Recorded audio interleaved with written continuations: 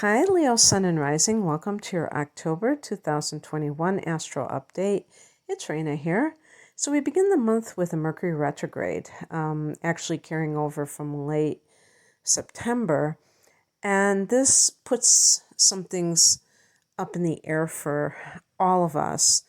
And also the theme with this Mercury retrograde, given that it's in Libra, is relationship. And you may hear back from a past relationship. That could always be, they always talk about hearing from people from your past when Mercury retrogrades, but specifically when it's in Libra, you could really think that it would be some kind of romantic relationship.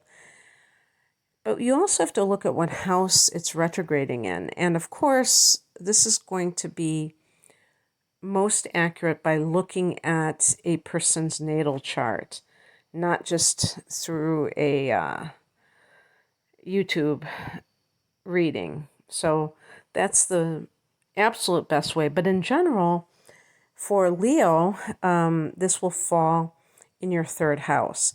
The third house is one of the houses, along with the sixth house, that Mercury rules. And the third house is ruled by Gemini in the universal chart, and Gemini is ruled by Mercury.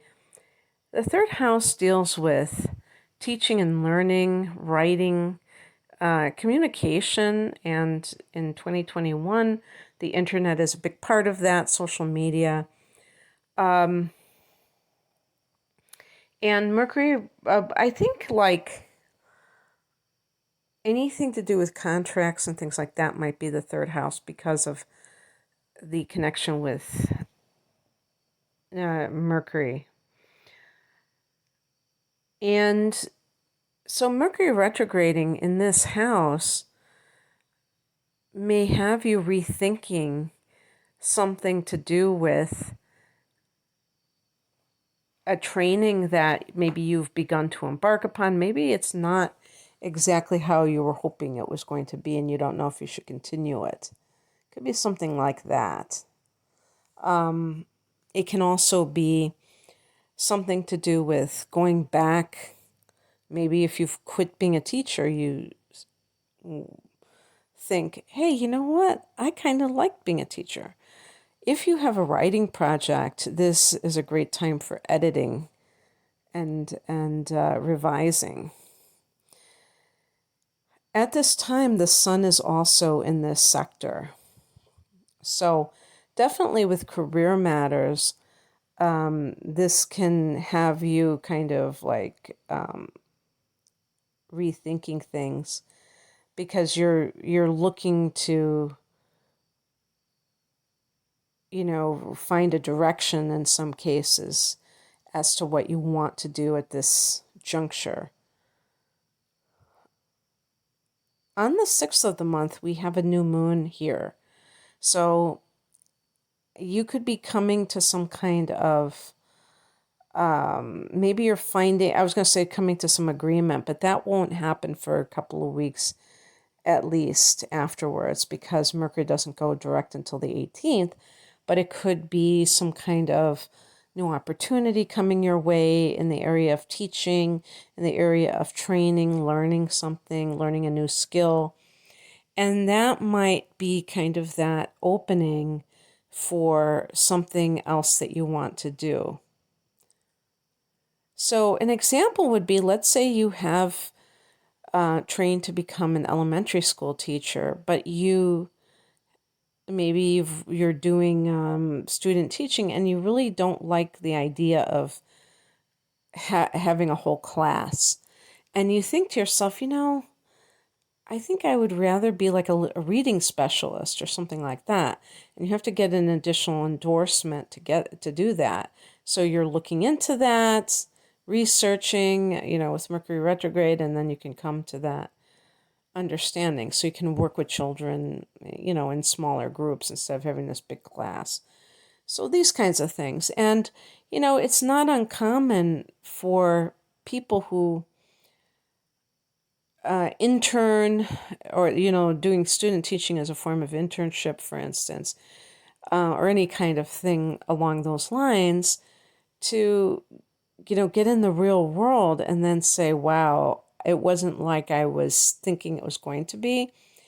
And I didn't really take into consideration this certain aspect of it, and then kind of bow out.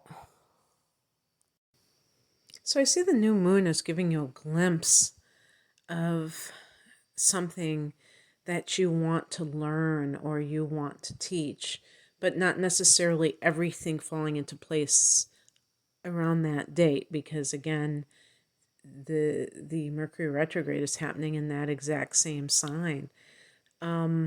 On the same day that this new moon occurs, on the 6th, Pluto turns direct at 24 degrees of Capricorn. And for your sign, Leo, this is affecting your 6th house of work. So that certainly would go along with any kind of service to others that you might be dealing with.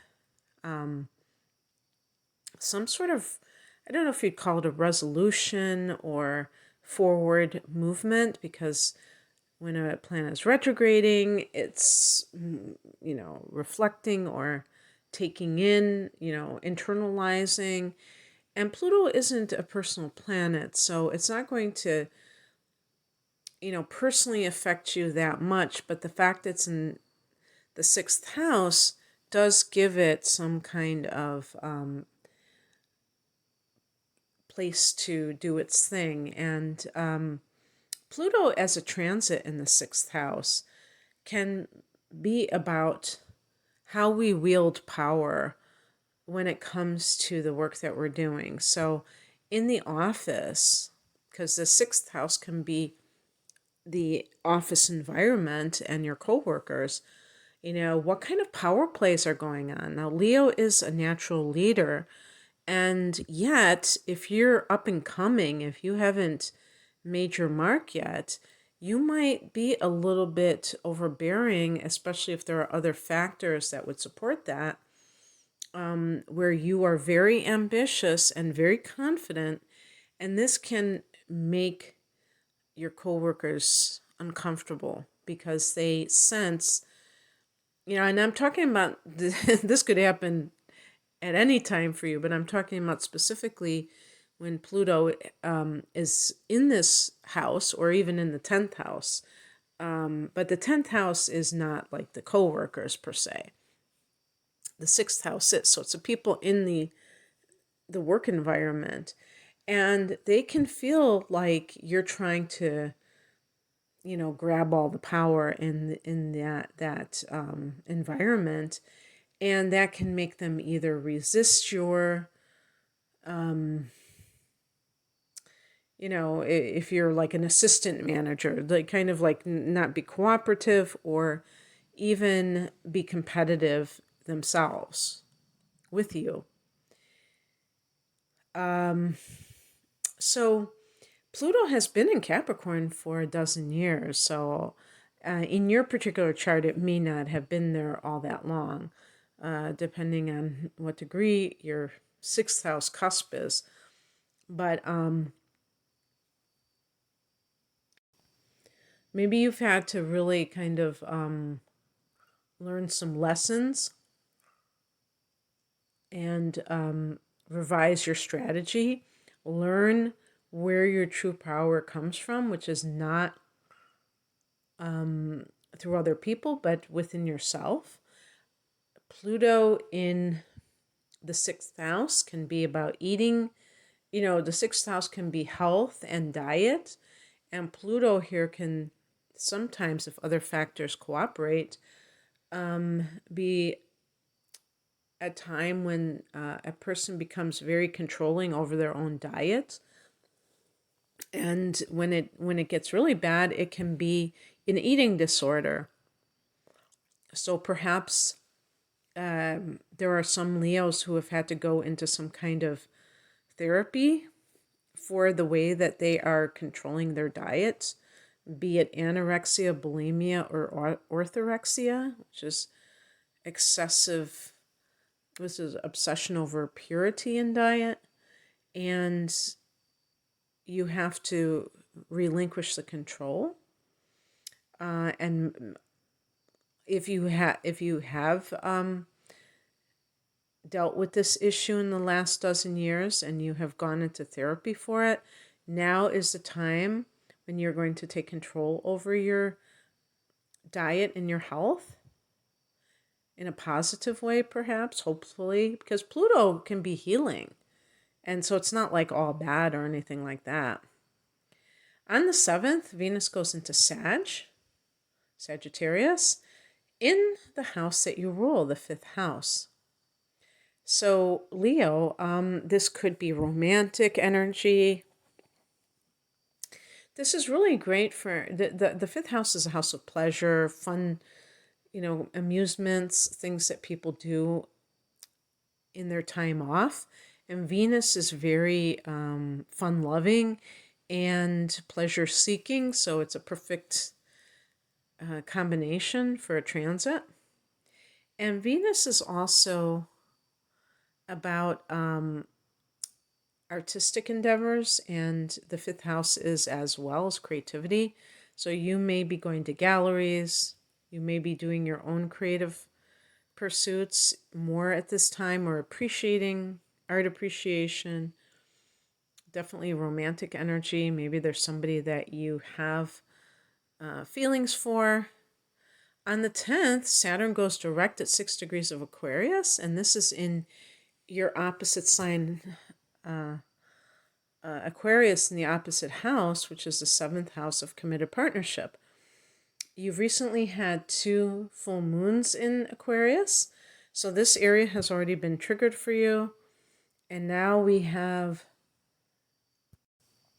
Saturn going direct on the 10th and Jupiter going direct in Aquarius at 22 degrees of Aquarius on the 18th.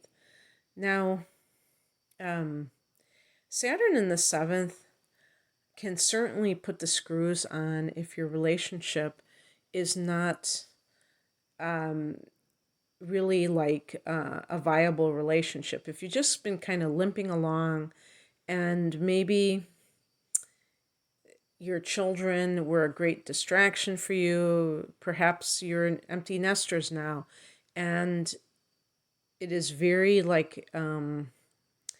glaringly obvious that you just don't have anything in common anymore now that the children are gone. That could be one possible realization, and it can be a difficult one. It can be something that is not easy to admit to. But Saturn is about realism. Saturn isn't about pixie dust.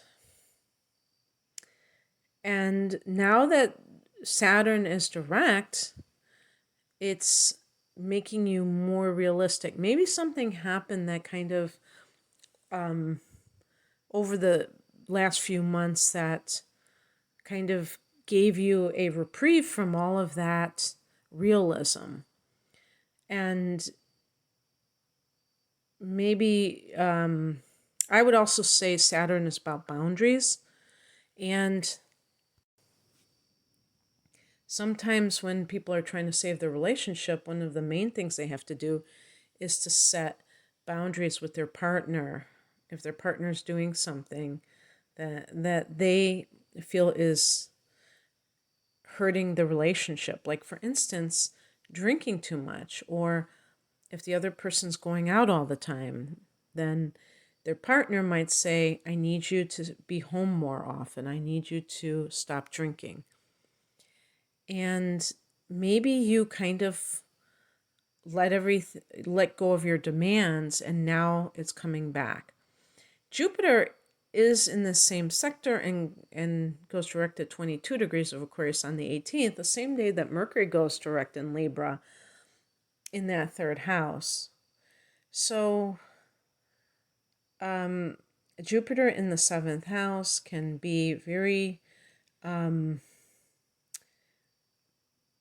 auspicious for marriage, because it's already like a very lucky planet and things like that. So who knows, maybe Saturn in the 7th is about commitment.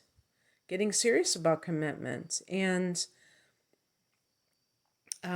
also making plans, maybe wedding plans or something like that. And Jupiter is simply providing a time when this is all auspicious for you to do so. Jupiter in the 7th can be great for somebody who has clients, because it can give you an abundance of clients. And Mercury in the 3rd going direct, this might be something with the internet where you are getting the word out to people that you are available, for your services are available. Might be really good after the 18th. On the 20th, we have a full moon at 27 degrees of Aries, other fire sign. This is behind you, so it's going to be the 9th house. A full moon in the 9th house can firm up plans for travel, or for some people, they're coming back from a trip. This can be a time of finishing college, or maybe just it's a particular course or a training that is connected. I was talking about, getting an endorsement, like with a teaching certificate. You take classes and get certain amount of credits for training in a specific area that might be coming in for you. So that's going to be very good for your future resume. This can be a spiritual download or understanding where you are able to see, because the 9th house is the God house, the bigger picture in your life, Leo. It's a philosophical house. On the 23rd, the sun goes into Scorpio. So this is the 4th house for you of home and family.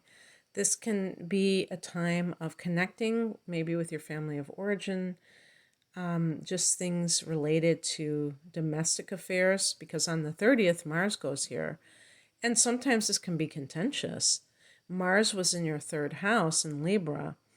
And with the Mercury retrograde happening in Libra, you might have had some kind of misunderstanding with siblings. And now, and also Mars was there, so there might have been conflict because of that misunderstanding, and conflict with the mother, 4th house. This obviously is not going to apply to everyone, just people who know that there's trouble brewing.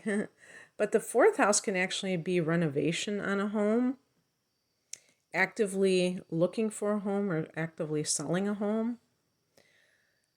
So yeah, that's what I have for you, Leo. I hope that this resonated. If you would like a personal reading, the link is below. Thank you for listening. Take care. Bye.